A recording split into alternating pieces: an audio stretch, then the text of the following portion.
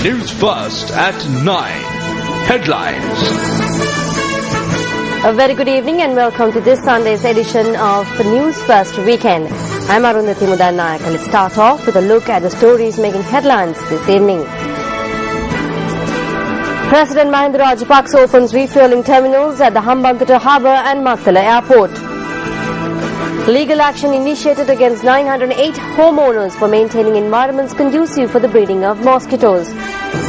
Processions or rallies which incite racial or religious hatred will not be allowed in the future. A statement from the police. MP Paltatevara Perumal says he has had enough.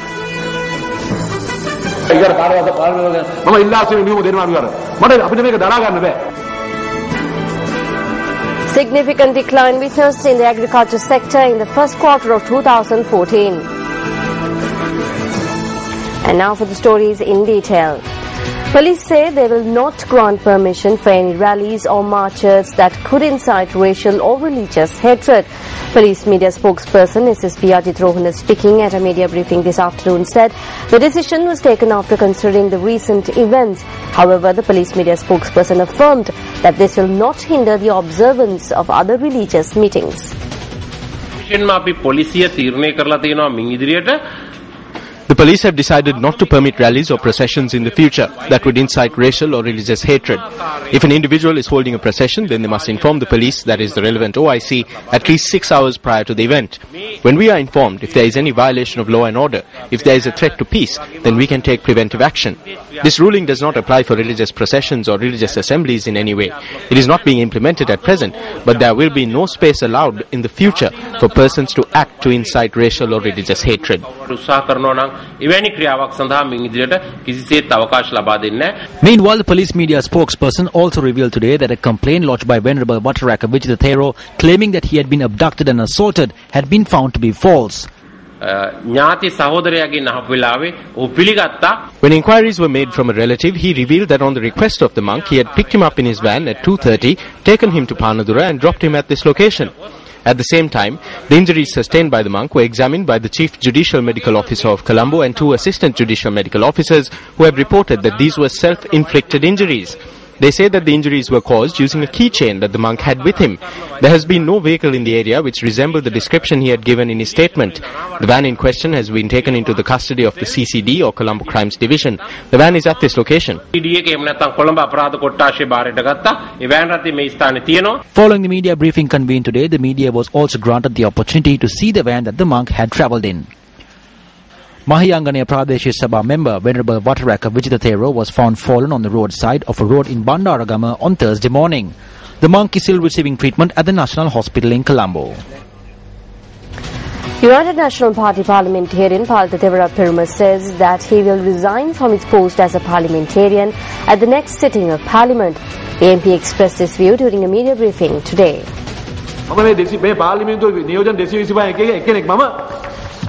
I am one of the 225 who represent Parliament. I saw that the service station in Valipanna, which belongs to a Muslim, had been set ablaze right opposite the police station. I informed the police to stop it and give them police security.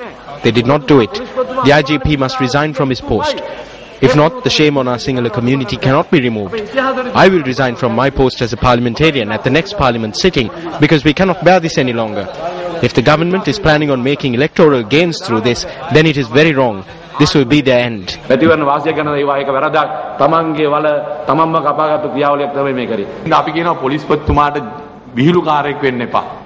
asking the IGP to not be a joker.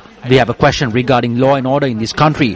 Why is the law not being enforced? Why did this attack take place during the time of curfew? Shops were set ablaze during police curfew. That is our question. What is this invisible hand that prevents law and order from being enforced? That is what we want to know.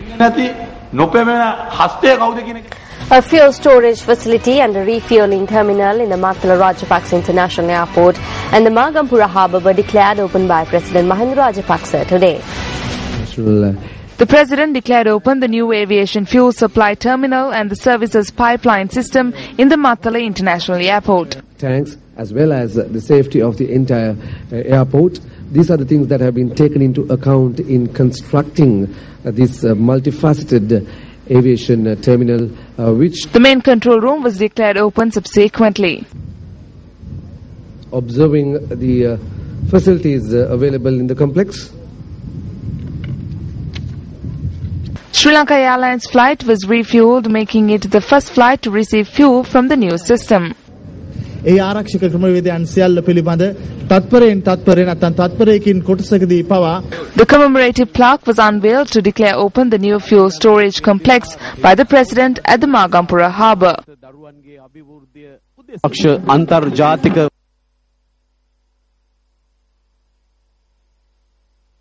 අභිවෘද්ධිය උදෙසා වන විට වාහන ආනයන සහ ඒට හේතු වන්නේ නිතරම නෞකා එහා මෙහා ගමන් කරන නාවික මාර්ගයක නාවික කේන්ද්‍රස්ථානයක හම්බන්තොට වරාය පීඩා තිබීම නිසා අපි හිතනවා මේ කාර්යබහුල වරායක් කාර්යබහුල තෙල් පොම්පාගාරයක් බවට පත් වේ කියලා මේ මොහොත The fuel storage complex was declared open subsequently. President Mahinda Rajapaksa carried out the first refueling of a ship at the harbour as the clergy chanted Pirit.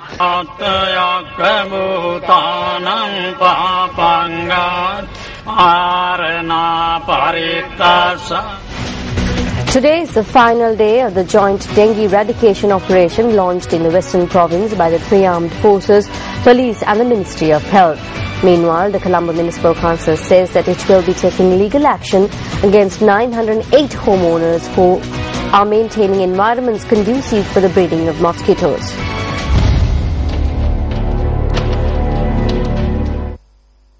A special 3-day dengue eradication operation was launched last Friday in order to halt the spread of dengue. Today was the third day of the operation, and the Samitipura area in Mattakulya was one of the areas that came under inspection.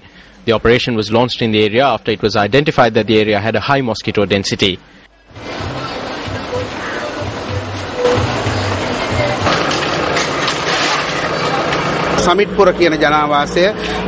Samitipura is important because around 2,000 persons live in an area of 3 square kilometers.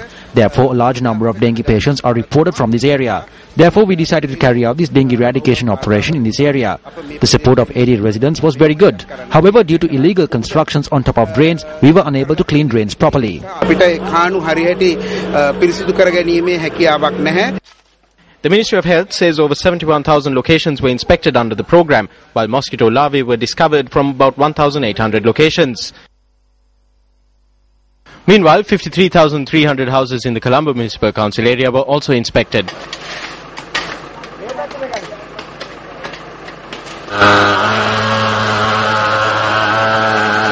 At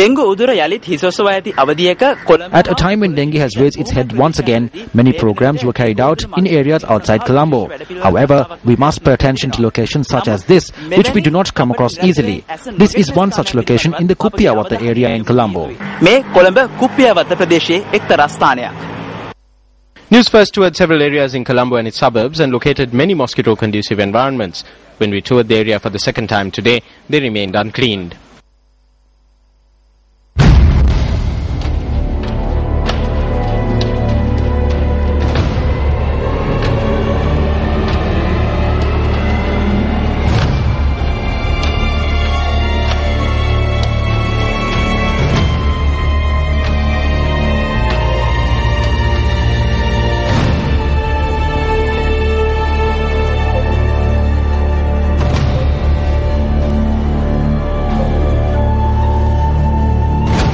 There is no point in cleaning the houses if the municipal council is not taking action to clean the drains and canals. Cleaning of these canals and drains must be done by the government, and without doing that, it is unfair to make us pay fines. 15,184 patients who were suspected to have contracted dengue were reported during the first 6 months of this year, while 59.52% of this number were reported from the Western Province.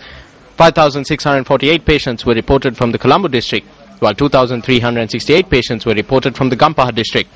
1,022 patients were reported from the Kalutara district. Over 1,431 patients were reported from the Colombo municipality, while 4,217 were reported from other areas. There are 47 urban divisions in the Colombo municipality, of which 21 have been identified as areas prone to dengue. A majority of these patients are reported from the Kirula and Kirlapana areas. Meanwhile, a dengue prevention program was carried out in Nigambo as well. A group including the director of the epidemiology unit of the Ministry of Health, Dr. Paba Palyawadana, inspected houses and measures were taken to clean them.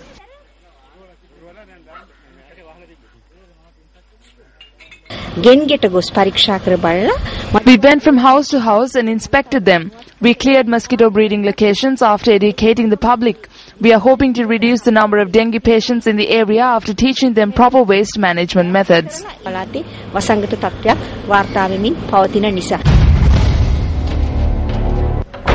Tell us your view on the decision to take legal action against homeowners who maintain environments conducive to the breeding of mosquitoes. Visit our Facebook page, facebook.com/newsfirst.english and join the discussion.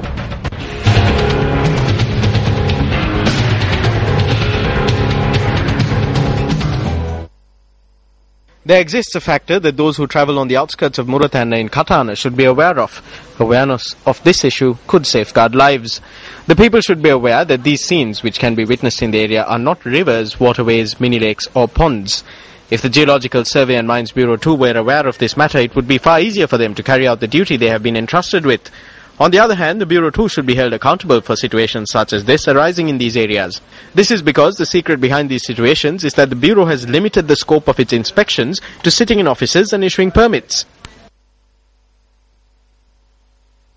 These are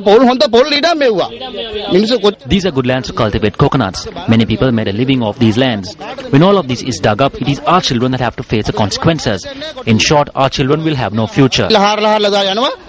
While those who engage in mining sand and clay here have disregarded their responsibility to cover up these locations after mining in keeping with the conditions of the permits issued by the Geological Survey and Mines Bureau, the Negombo Municipal Council and Katana Pradeshia Sabha have used this situation to their advantage by using these ditches as landfills. Much of the waste contained in a tractor that came to one such location to dump the waste today could be described as a paradise for mosquitoes. The people of Muratana also face other spillover consequences of the ad hoc sand and clay mining that is taking place here. We can't get drinking water anymore. This used to hold good clean water, but we can't use it anymore. Is it justified to issue permits for sand and clay mining that causes immeasurable harm to the public? Minister of Environment and Renewable Energy, over to you.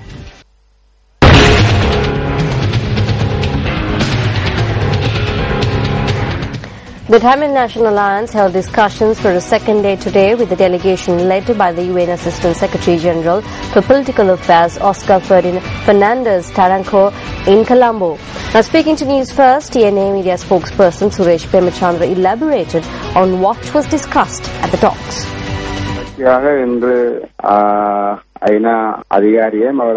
R. Sambandhan, Northern Province Chief Minister C.V. Vigneswaran and I participated in the talks.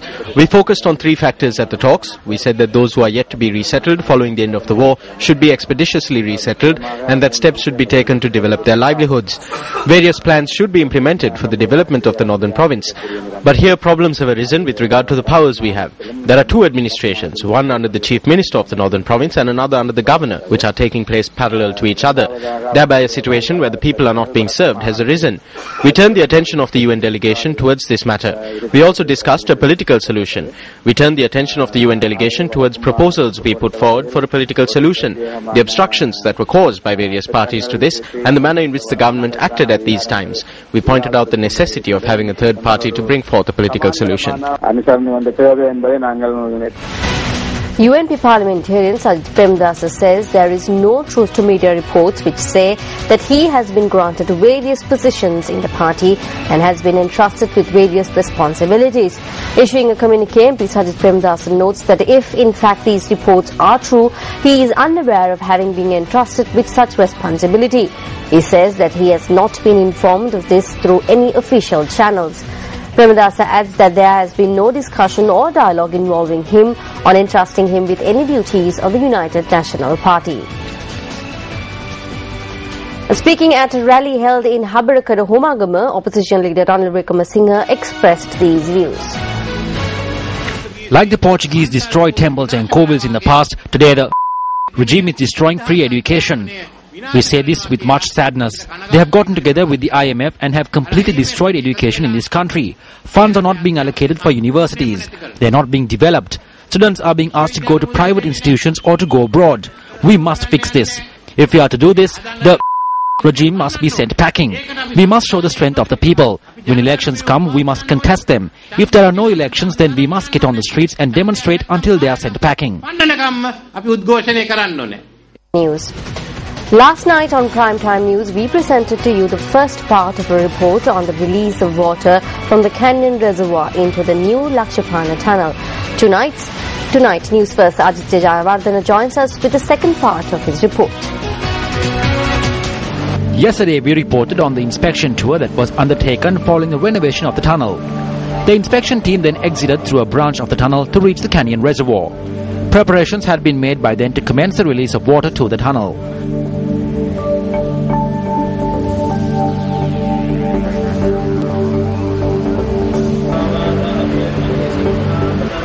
Prior to commencing the release of water, engineers at the Lakshapana complex engaged in religious observances.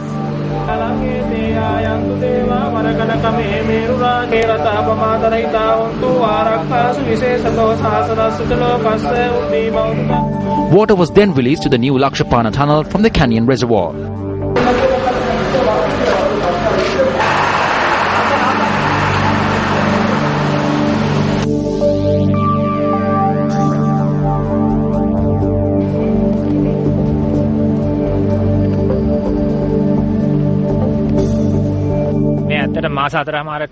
We have truly completed a very complex and difficult task within these 4.5 months.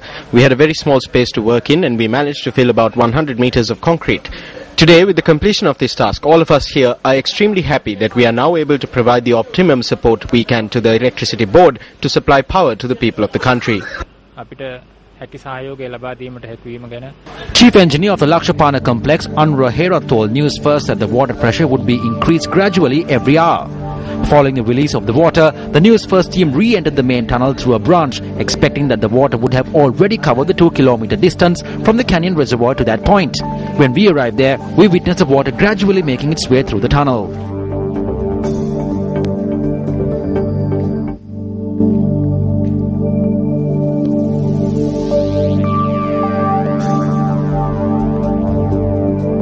Engineers informed us that it would take about 8 days for the tunnel to be filled completely with water released from the reservoir.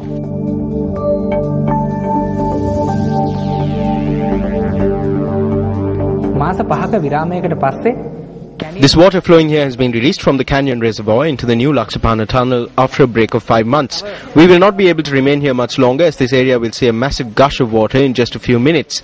The electricity generated by the water flowing from here today will light your homes tomorrow.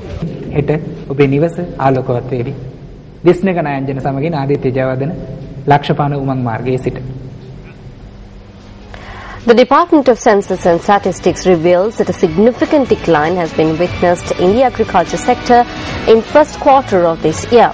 The department says the significant decline has been witnessed in tea, rubber, paddy and minor export crops.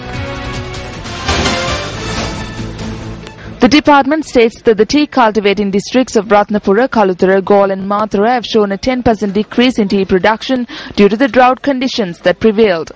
The Department of Census and Statistics also stated that rubber production showed a decrease due to the demand for rubber products showing a decrease in the world market.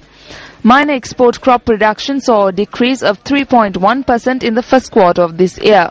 The Department of Census and Statistics added that there had been a decrease of 15.7% in paddy production in this time frame. However, the department has also stated that coconut cultivation has increased by 6.7% in the first quarter of this year compared to the 7.4% decrease in the first quarter last year. Professor Raj Somadeva of the Postgraduate Institute of Archaeology at the University of Kelaniya says that archaeological research has unveiled a history that dates back over 2,500 years. He made this statement at a media briefing convened yesterday at the auditorium of the National Library and Archives. The cemetery that we uncovered in Haldumulla dates back about 1,300 years before the story of Vijaya. People had used the Beragala cemetery in 2,400 BC, that is about 4,400 years ago. We constantly speak of 2,500 years of history, but now we are on the threshold of doubling that history. About 2,000 years before the Indian invasions, the people here were not simply wearing leaves and residing in the hills using rudimentary bows. They buried their dead and held funerals. They heated iron. They engaged in pottery. All this tells us another story. Either they were on the brink of becoming an agrarian community or were already an agrarian community. I beg your pardon, but I must mention that it appears that there was an understanding of Buddhism prior to the arrival of Mihindu Maharaja Thero. I am not making this statement in passing. There are two notable features of the Brahmi carvings found in the caves. One is that some of the letters we have found are unlike any other in Sri Lanka. Factors of the Dhamma with a lot more depth than those carved by Mihindu Maharaja Thero have been found in Kaltota and Kuragala. The Mahavamsa tells us that when Vijay came to the island, he was carrying a bag of iron, a bag of paddy and other things. No, those are stories that have been put together for whatever reason. Some might wonder now how Buddhism could have come here before Mihindu Maharaja Thero. We have the courage, the ability and an avenue to go back on now.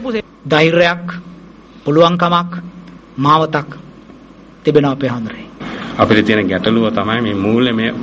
problem that we are facing is financial. Raj Somadeva is very enthusiastic about uncovering these matters and to put forward a viewpoint. We are facing financial difficulties in this undertaking. The commemoration of the birth anniversary of late President Ranasinghe Premadasa will be held tomorrow at the Chitta Viveka Ashrama in Vikramasinghapura, Battaramulla. Former Minister Sirisena Kure elaborated on the preparations. This will be the 20th commemoration of the birth anniversary of late President Ranasinghe Premadasa since his demise. It will be held at the Chitta Viveka Ashrama. We have not issued any special invitations for the ceremony. I invite all people to participate at this occasion at 9:30 a.m. on the morning of the 23rd. The Young Professionals Network of the Institute of Engineering and Technology hosted the Local Present Around the World or PATW competition today at the Faculty of Engineering of the University of Peradeniya. Young engineering undergraduates and young engineers from around Sri Lanka presented their technical papers for the PATW competition today. A gathering of undergraduates, engineers, members of the academia and industrial personalities were present at the event. The competition is expected to infuse fresh and innovative ideas to the fields of engineering and technology.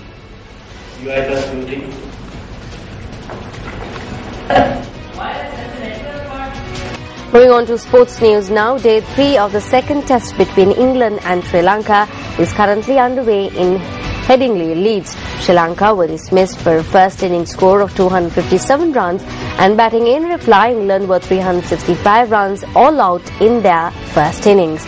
Now resuming their innings on day 3 with an overnight score of 320 runs for the loss of 6 wickets, Matt Pryor and Chris Jordan took to the crease for England.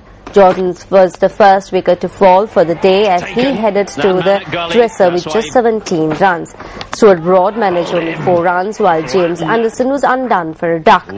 England were 365 runs all out at the end of their first innings. Sri Lanka captain Angelo Matthews and Shaminda Eranga bagged 4 wickets each for the Sri Lankans. Nimuthu Karnaratne and Kaushal Silva opened the second innings for Sri Lanka. Opener Kaushal Silva was undone by Liam Plunkett for just 13 runs. Plunkett struck again to dismiss Nimuthu Karnaratne for 45 runs. Outside edge, gone this time, beauty. Plunkett. Sri Lanka were 146 for the loss of 2 wickets a short while ago. They are not absolutely sure, and Billy Bowden has given them out. The second leg of the semi-final round of Super Fighter, Sri Lanka's first ever sports reality program, will get underway on the 24th of this month at the Science Studio Complex in Ratmalana. Lakshan Liyanage, a semi-finalist of Super Fighter and a student of Ananda College, Colombo, was felicitated at his college premises. Super Fighter. This felicitation program was held under the patronage of the principal of Ananda College, Colombo, Kitsiri Liyanage. Lakshan Liyanage advanced to the semi-finals under the 60 kg weight category after an impressive performance during his quarter-final bouts in Galle.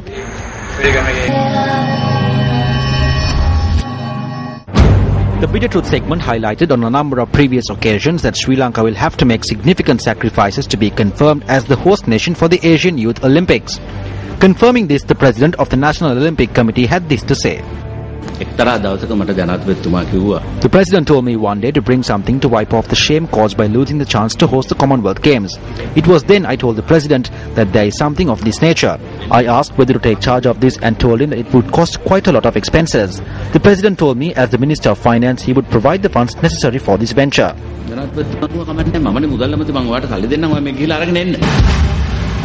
The Inside Sports program highlighted that basic infrastructure should be developed before hosting a major international sports event.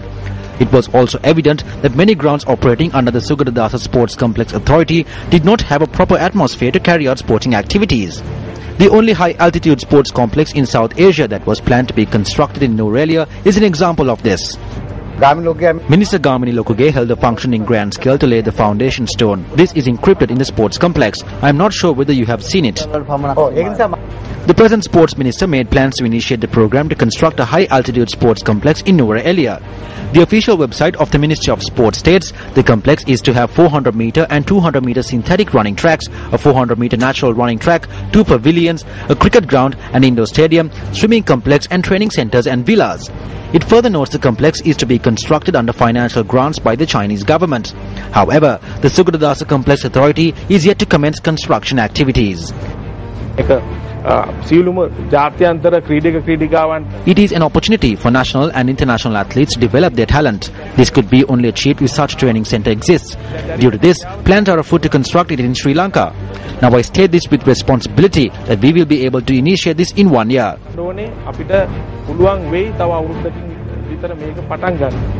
The chairman of the Sugadadasa Sports Complex requested additional time to ensure the standards of the Sugadadasa Sports Complex that is considered the hub of sporting activities in Sri Lanka.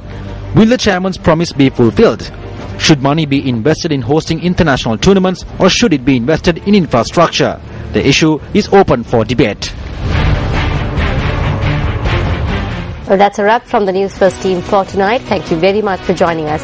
I'm Arundhati Mudannaik. Have a great week ahead of you. Good night. Hotline 0114-896-896 www.newsfirst.lk